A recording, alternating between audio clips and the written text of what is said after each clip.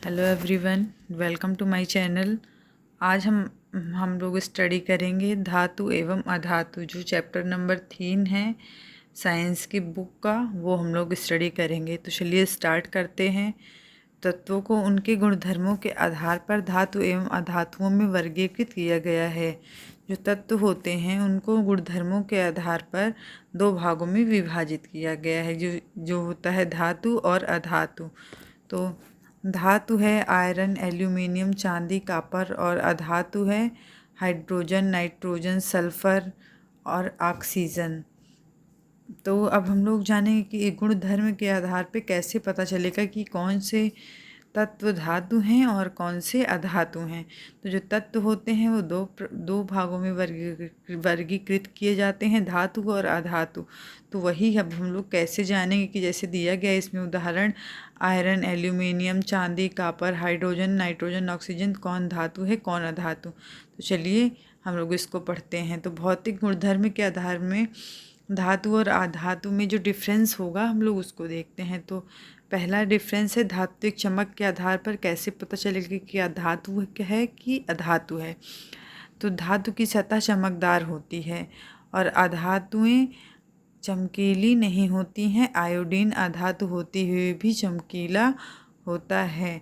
अब कठोरता के आधार पर देखेंगे कि धातुएं सामान्यतः कठोर होती हैं, लेकिन लिथियम, सोडियम, पोटेशियम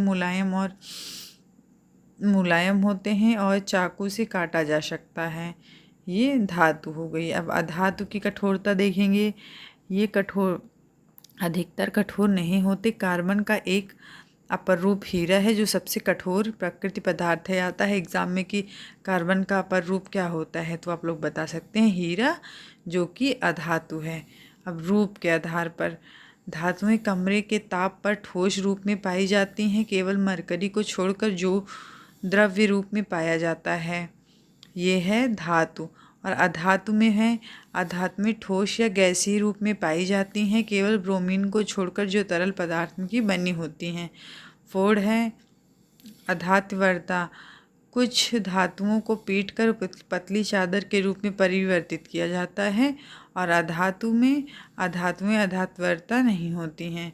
तो कुल मिला के ये है डिफरेंस धातु और अधातु में। तो अब हम तन्यता के आधार पर देखेंगे कि अधातु की तन्यता कैसी होती है और धातु की। तो धातुओं को पतली तार के रूप में खींचा जा सकता है। जो तन्यता के आधार पर डिफरेंस होता है, तो धातुओं को पतली तार के रूप में खींचा जा सकता है। अधातुएं तन्य नहीं होती हैं। विद्युत व ऊष्मा चालक। सामान्यतः धातुएं विद्युत ऊष्मा की सुचालक होती हैं, जैसे शीशा एवं मरकरी, और अधातुएं जो हैं वो ऊष्मा के कुचालक होते हैं, जैसे ग्रेफाइट। अब घनत्व के आधार पर देखा जाएगा कि क्या डिफरेंस है। तो सामान्यतः आधात्विक घनत्व उच्च गलनांक सोडियम एवं पोटेशियम का घनत्व तथा गलनांक कम होता है। सामान्यतः धातुओं का घनत्व गलनांक कम होता है। अब हम लोग धात्विक पे देखेंगे।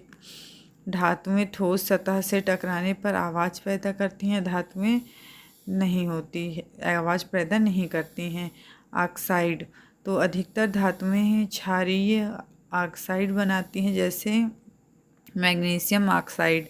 अधातु में देखते हैं अधातुएं अम्लीय ऑक्साइड बनाती हैं, जैसे SO2।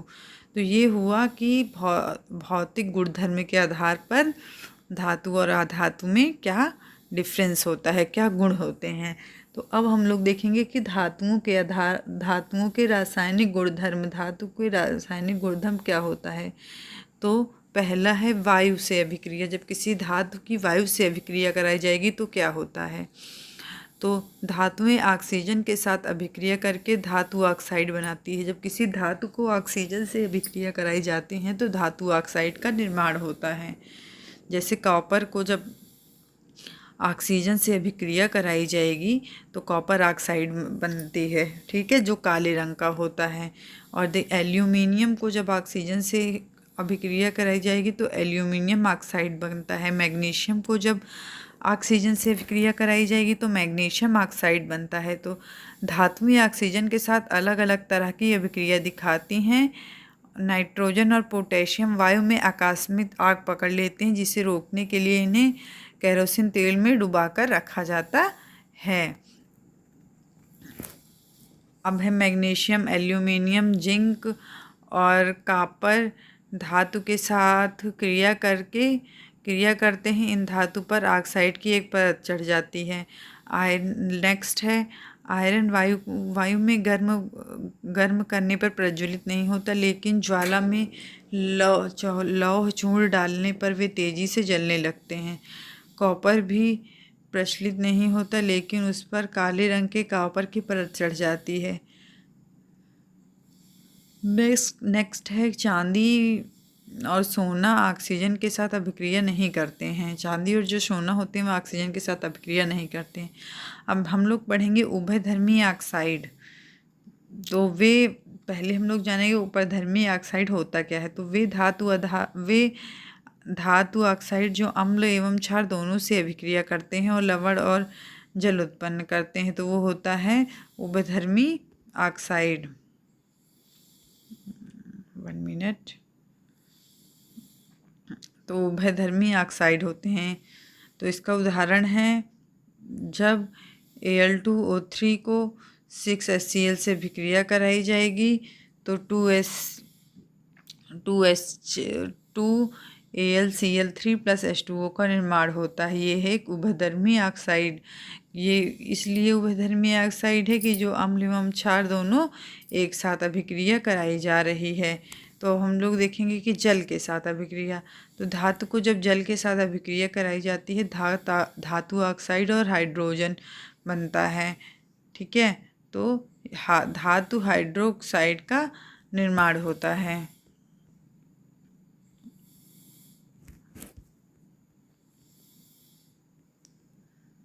अब नेक्स्ट है कि क्रियता श्रेणी क्या होती है। तो वह सूची जिसमें धातुओं को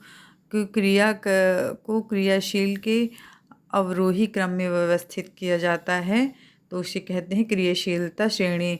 जैसे पोटेशियम, सोडियम ये सब देखिए अधिक अभिक्रियाशील तत्व लिखे गए हैं, और घटती अभिक्रियाशीलता जिसकी घटती है वो तत्व लिए गए हैं, और सबसे कम अभिक्रियाशील के तत्व लिए गए हैं। तो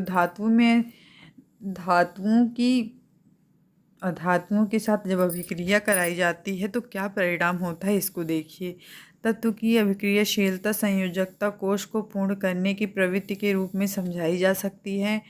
धातु के परमाणु अपनी संयोजकता कोश से इलेक्ट्रॉन त्याग करते हैं और धनायन बनाते हैं, जिसे अर्धधातु की संयोजनकर्ता को ग्रहण किया जाता है।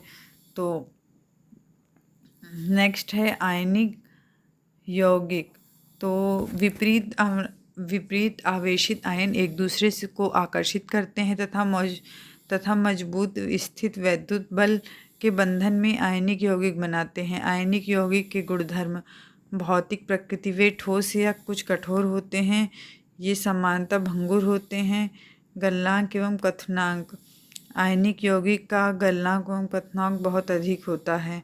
घुलनशीलता। आयनिक यौगिक प्रायः जल में घुलनशील व केरोसिन, प्रोटीन जैसे विलयनों में अवलीय होते हैं। लास्ट है विद्युत चालकता। तो आयनिक यौगिक जलीय विलयन में और गलित रूप में विद्युत का चालन करते हैं। ये ठोस रूप में विद्युत का चालन नहीं करते हैं। अब लास्ट है धातुओं के प्रति धात्विकी। अब हम लोग जानेंगे कि धातुओं के प्रति जो धात्विकी है वो क्या है। तो पहले है खनिज। पृथ्वी में प्रकृति रूप में उपस्थित तत्वों एवं यौगिकों को खनिज कहते हैं। जो पृथ्वी में प्राकृतिक रूप से उपस्थित रहते हैं तत्व एवं यौगिक, उसे कहते हैं खनिज। अब आ गया अयस्क। तो वे खनिज जिसमें धातु की मात्रा अधिक पाई जाती है और उसे निकलना लाभकारी होता है, उसे बोलते हैं अयस्क। क्रियता श्रेणी एवं संबंधित धातु कर्म। तो सबसे अधिक अभिक्रियाशील लिखा गया है, मध्य अभिक्रियाशील और कम अभिक्रियाशील। तो अब हम लोग जानेंगे कि अयस्क।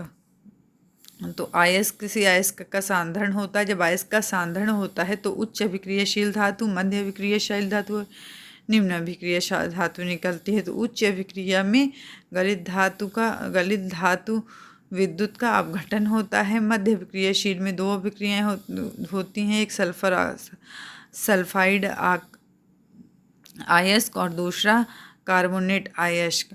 तो सल्फाइड अयस्क जो है वो भर्जन धातु और परिष्करण करता है। और ये जो कार्बोनेट अयस्क और सल्फाइड अयस्क है, ये भर्जन और निस्तापन की अभिक्रिया को से मिलकर धातु ऑक्साइड धातु में अपचयन और धातु का शोधन करता है। तो अयस्क से धातु का निकलना ये बहुत इम्पॉर्टेंट है, जिसकी नोट्स भी आपको मिलेगी कि अयस्क क्या होता है, अयस्क से धातु का निकलना क्या होता है, एग्जाम में बहुत आता है। तो निस्तापन कार्बोनेट आयन को सीमित वायु में अधिक ताप पर गर्म करने पर ऑक्साइड में बदल जाता है, तो उसको कहते हैं निस्तापन।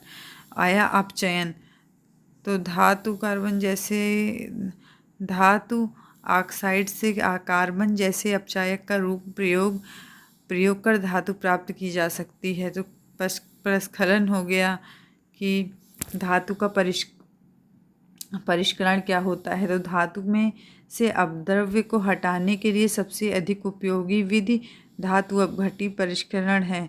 तो एनोड पर ये फिगर जो इसमें दिखाया गया है, एनोड है, कैथोड है, इसमें अम्लीय विलयन CuSO4 का डाला गया है, टैंक है और अपद्रव है, विद्युत अपघटनी परिष्करण, ये सब आता है एग्ज़ाम में, इसलिए ये बहुत इम्पॉर्टेंट है। तो आप लोग देख लीजिए। संक्षारण, धातु अपने आसपास अम्ल सांद्रता एवं वायु आदि के संपर्क में आने पर संक्षारित होती है। तो झल्ले यानी सिल्वर में क्या होता है, वायु में उपस्थित सिल्वर के साथ अभिक्रिया कर सिल्वर सल्फाइड बनाता है, जिसके कारण वायु काली हो जाती है। नेक्स्ट है कॉपर। कॉपर आर्द्र कार्बन ऑक्साइड के साथ अभिक्रिया करके हरे रंग का कॉपर कार्बोनेट बनाता है। थर्ड है लोहा। आर्द्र वायु में भूरे लोहे के पदार्थ पर परत चढ़ जाती है, जिसे जंग कहते हैं। संक्षारण से सुरक्षा, लोहे को जंग लगने से बचाना, पेंट करके, तेल लगाकर, ग्रीस लगाकर, क्रोमेन लेपन द्वारा, एनोडीकरण या मिश्र धातु द्वारा। तो अब है कि मिश्र धातु दो या दो से अधिक धातु या धातुओं और अधातुओं के समांगी मिश्रण से बने होते हैं।